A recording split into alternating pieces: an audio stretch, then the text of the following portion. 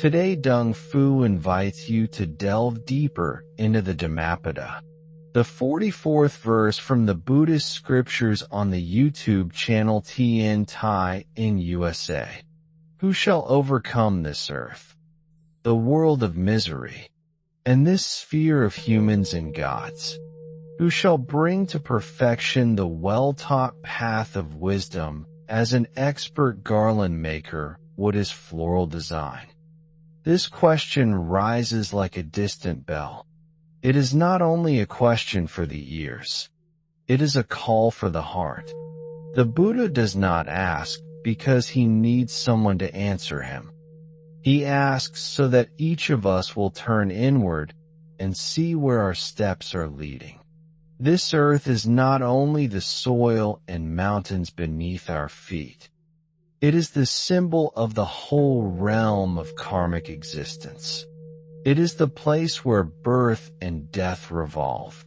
The world of misery is not only found in wars, disasters, and poverty.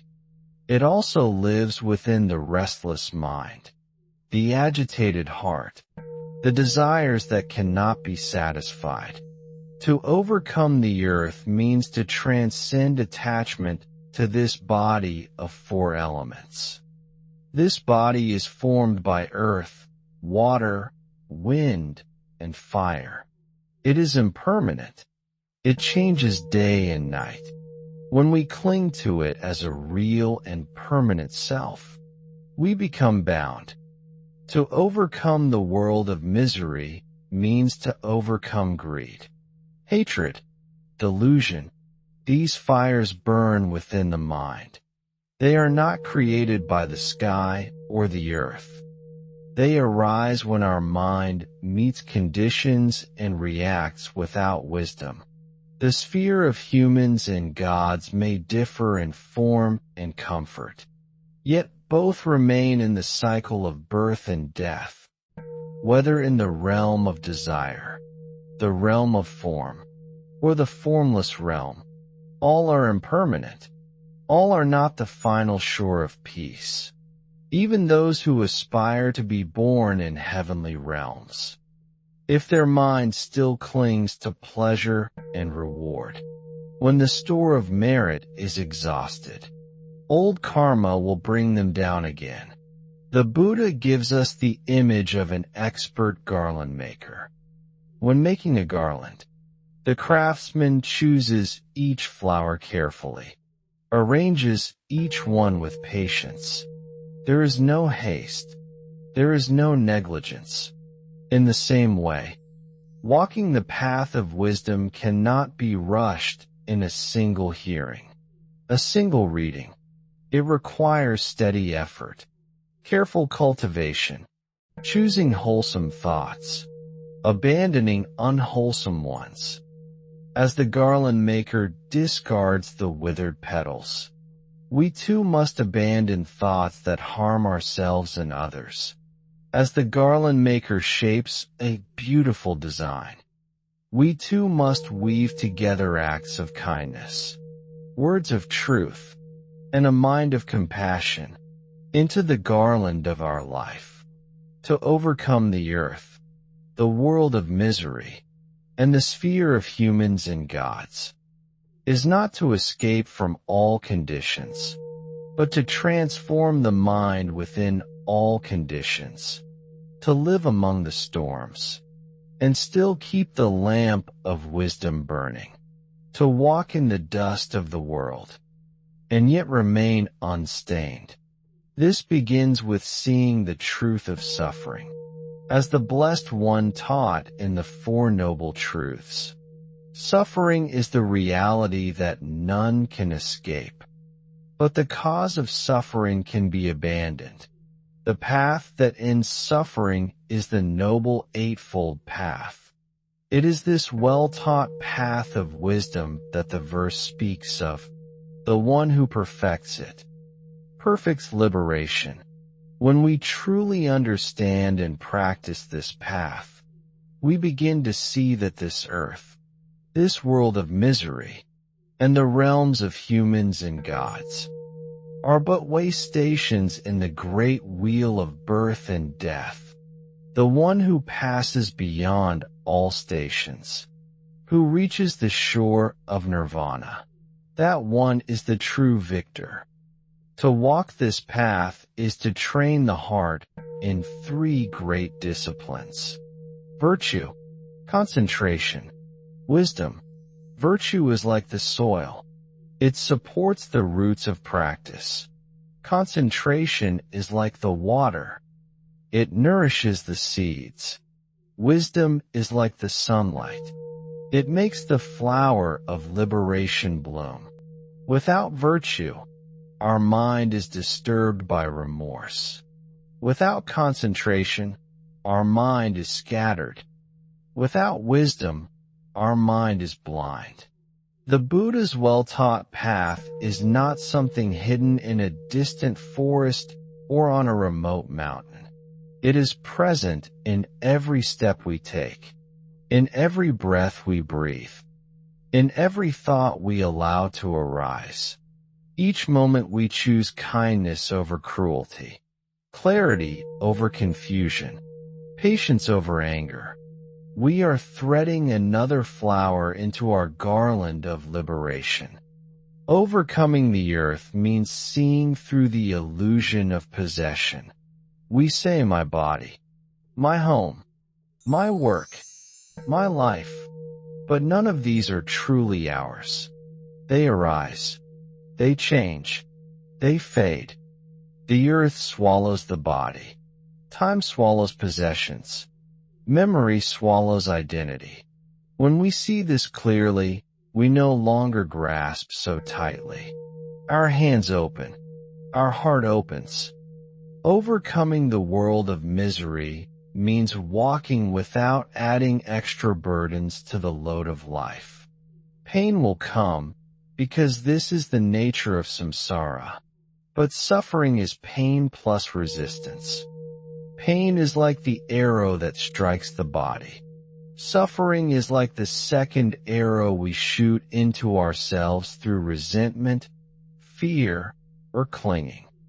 The Buddha teaches us to stop shooting that second arrow, to let pain be pain, to let it pass, and not to bind it to the mind.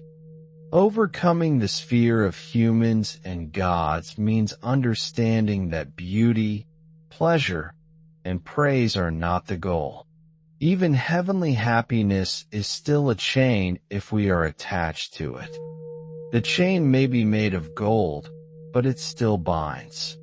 The enlightened heart does not reject happiness, but it does not cling to it. It receives joy with gratitude and lets it go when it passes. Like a garland maker who enjoys each flower but does not try to keep it forever fresh. The garland maker's art is an image of steady mindfulness.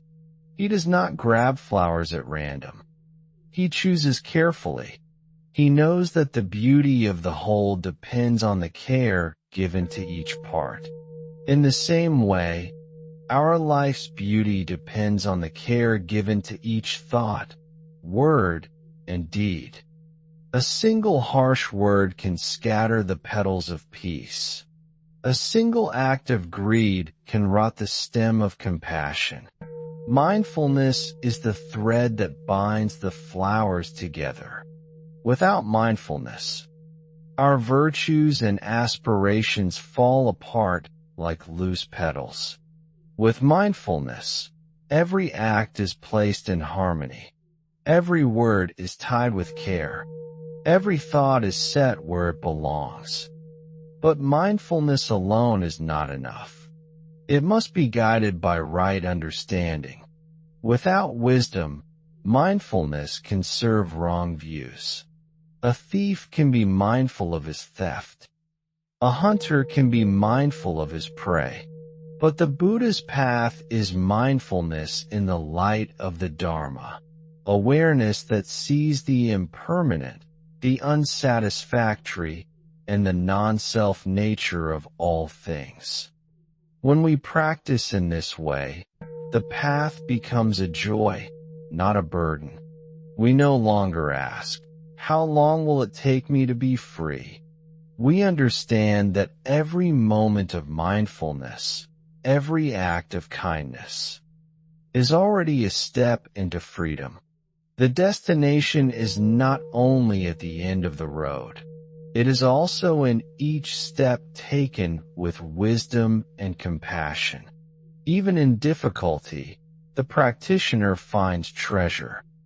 The mud of hardship becomes the ground for the lotus of patience. The fire of anger becomes the heat that forges compassion. The darkness of ignorance becomes the space where the light of insight shines. In this way, nothing is wasted on the path. The verse asks, "Who shall overcome?" This is not a question of destiny, but of choice. It is not about who is chosen, but about who chooses. Each of us can choose to take the thread of mindfulness and begin stringing our own garland of liberation. The flowers may be few at first. They may be uneven. But as we continue, our hands become steadier. Our choices become wiser. Our heart becomes freer. The garland maker's work is quiet. There is no rush, no applause. In the same way, the deepest progress on the path is often unseen by others.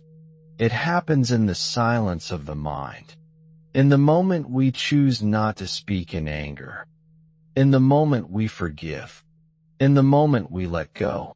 These are the moments when we truly overcome. The garland maker knows that every flower has its own nature. Some are bright and fragrant. Some are plain and modest. He does not force the rose to be a lotus. He does not scold the jasmine for not being a lily. He works with each according to its nature.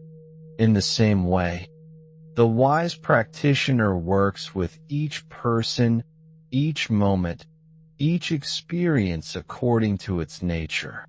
We do not demand the world to be what we imagine. We meet it as it is. We do not reject the plain days, nor cling too tightly to the fragrant ones. This acceptance is not weakness. It is strength born of understanding. When we overcome the earth, we also overcome the heaviness of clinging. The body will still walk on the ground, but the heart will not be weighed down. The Buddha walked on this same earth, under the same sun. Yet his heart was free from dust. His steps were light, for he carried no burden of mine and yours.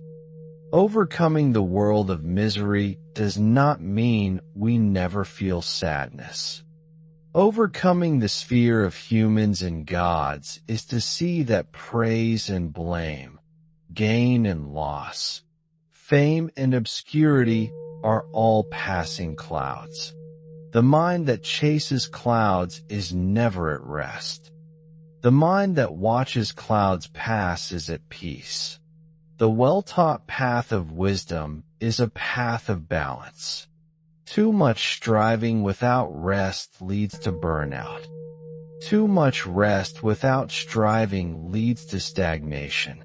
The garland maker does not crush the flowers with force, nor does he let them fall apart through neglect. He works with steady care. On the path, steady care means daily practice. It means guarding the mind as a shepherd guards his flock. The shepherd does not follow every wandering sheep. He guides them back to safety. In the same way, when a thought of greed or hatred arises, we gently guide it back to the field of mindfulness. We do not wait for a perfect day to practice. We practice now, with the life we already have. Waiting for perfect conditions is like a garland maker waiting for the perfect flower that never blooms. Life is the garden we have been given. and our practice is the garland we weave from it. The garland maker works in silence, but his work brings beauty to others. In the same way, the practitioner's inner work may be unseen, but it radiates peace to the world. A calm mind influences others without words. A compassionate heart changes the atmosphere of a room. The Buddha's question in the verse is like a gentle challenge. It asks us, will you be the one? It does not compare us to others. It invites us to compare ourselves with our own potential. Are we living as the person we could be? Or are we living as the person our habits dictate? In each moment, we can choose to weave another flower of patience, generosity, or wisdom into our garland. Over time, these flowers form a crown that no one can take away, the crown of liberation. This crown is not made of gold. It is made of understanding. It does not fade with time. It shines in all worlds. The garland maker finishes his work one flower at a time. The practitioner finishes the path one moment at a time. No one leaps from delusion to awakening in a single bound. We awaken moment by moment, choice by choice, step by step. Each moment of mindfulness is a victory. Each moment of compassion is a jewel in the crown. The earth, the world of misery, and the sphere of humans and gods. These are not walls around us. They are fields in which we practice. The earth is the ground of patience. The world of misery is the field where compassion grows. The sphere of humans and gods is the space where wisdom shines. When we see them in this way, we no longer feel trapped by them. We are nourished by them. To overcome is not to destroy. The Buddha does not teach us to fight the earth, to curse the world, or to reject the heavens. To overcome is to rise above while still embracing all with compassion. The lotus does not hate the mud. It grows from it, rises beyond it, and still blesses it with its shade and fragrance. The earth is vast and steady. It holds both the pure and the impure. It makes no judgment, and it bears all burdens. The practitioner who overcomes the earth learns from it.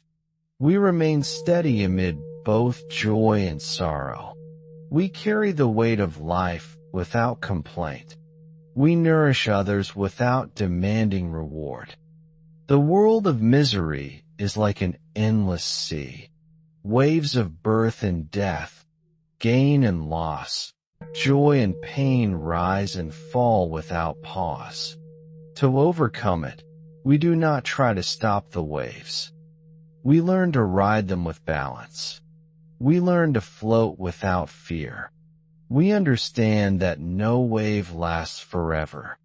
The sphere of humans and gods is filled with dazzling sights. There are pleasures and honors that tempt the heart to linger. But the practitioner remembers that these are like flowers that bloom in the morning and fade by nightfall.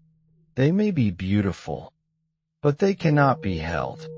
We enjoy them without attachment, like the garland maker who enjoys the fragrance of each flower but does not cling to it.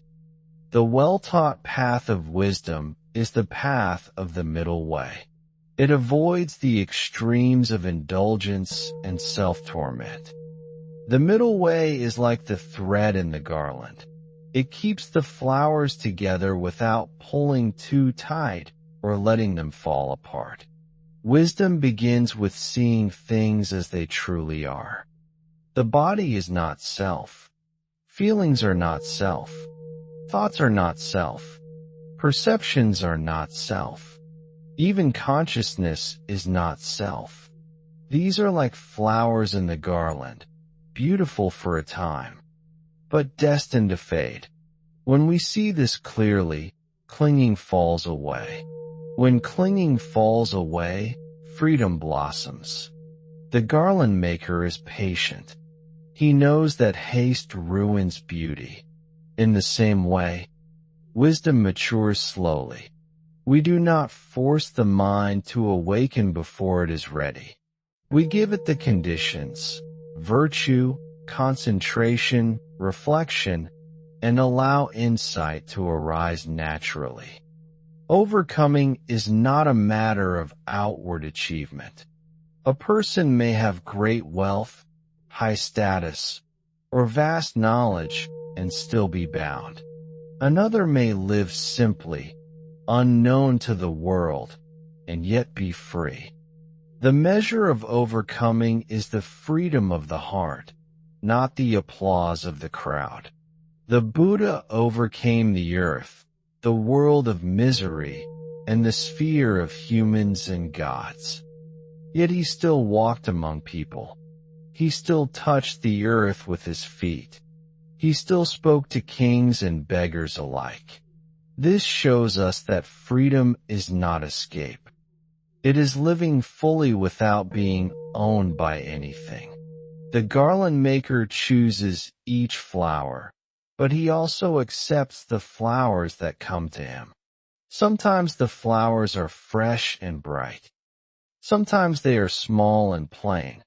He works with what is given. In our own lives, we cannot always choose our conditions, but we can choose how to weave them into our practice. Even hardship can become a flower in the garland if we treat it with wisdom. When we practice in this way, life itself becomes the teacher. The wind teaches impermanence. The rain teaches patience. The sun teaches generosity. The night teaches rest. The earth teaches stability. And every person we meet becomes a flower in the garland of our awakening. The one who overcomes is not the one who wins against others, but the one who wins over themselves. To master the earth is to master the weight of greed. To master the world of misery is to master the storms of hatred. To master the sphere of humans and gods is to master the veil of delusion. These three victories are greater than any throne, crown, or heavenly seat.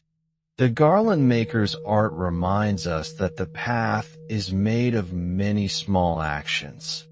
One moment of mindfulness, one act of forgiveness, one step taken in kindness. Each is a flower. When strung together over the days and years, they become a garland that can be offered to the Buddha, the Dharma, and the Sangha. We are not asked to be perfect from the start. The garland maker does not need all perfect flowers to make something beautiful. A garland can have flowers of many shapes and colors. In the same way, our practice will include both moments of clarity and moments of confusion. Both can be woven into the garland if we meet them with sincerity and keep going. Overcoming the earth means no longer fearing change. Overcoming the world of misery means no longer fearing loss. Overcoming the sphere of humans and gods means no longer fearing death. These three freedoms open the gate to the deathless, the peace beyond all worlds. When we reach this peace, we find that we have not left the earth behind. We have not abandoned beings in the world of misery. We have not turned away from humans or gods. Instead, we return with compassion. We return to help others weave their own garlands of liberation. The Buddha's question is not meant to be answered with words.